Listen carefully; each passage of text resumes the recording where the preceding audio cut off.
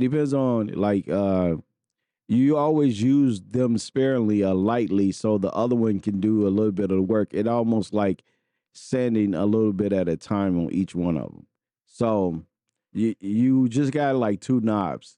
You got your amount and then you got your output. That's it. All this is just something else. This is EQ, reverb, delay. So you just got two. You got each a knob for each one of them, and that's it, basically. So next, let's see. We got. Let's go ahead and get rid of this so I can see.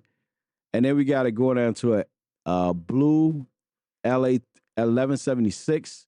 So this is going on 441 compression. Remember I told you if it's 2-1, that means every 2 dB you get one back. So this is going 4-1. So every 4 dB they putting back 1 dB. So this is getting a medium attack with a fast release. Reason why you do that because you sometimes you want it to still have that energy and not really really attack his vocals. So let's see if So this is how it feels. so if that sharp tack, if I wanted to, I could bring it up this way. On 1176, when you got the 7, where the 7 is, that's the quickest attack, right? And then the 1 is the slowest release, the slowest attack. This is how I work on 1176. It's not like 1 the fastest attack and then 7 the slowest. It's actually reverse. So let's see how that works. So this is how it feel without regrets. Low life, low level with the stress. Right.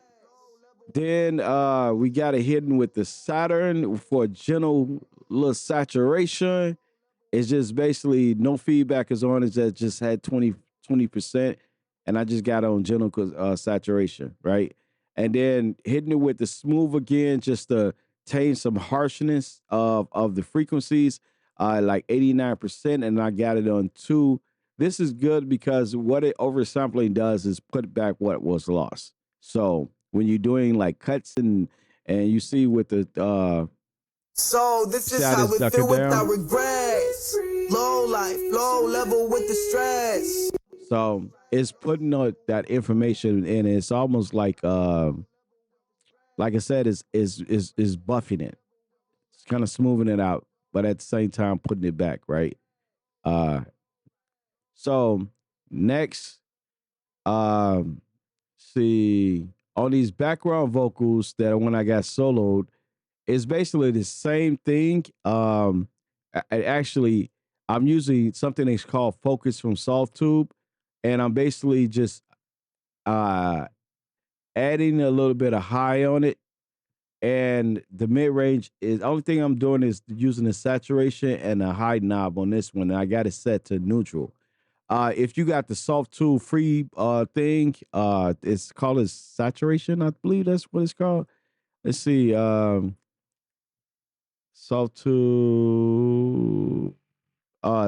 knob. This is what the Softube knob is taken from. This is this little one knob. You see it has the high, neutral, and the low. So I got it on neutral so I can saturate the whole vocal on this track so it can spread it evenly. And then that's going into the saturation with the NLS. The same thing going on both vocals left and right side. And so the other two vocals is basically treated the same, except this one is actually have a the H delay, and I'm dipping about I'm doing like a high pass about 56, and it's just doing a slope. Um, and this is ducking at least about 493.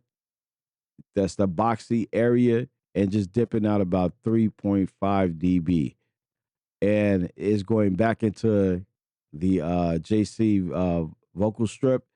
And like I said, this time I'm using the black on this one because I wanted to keep it because it'd be like niggas thinking neighbor soda for the bread.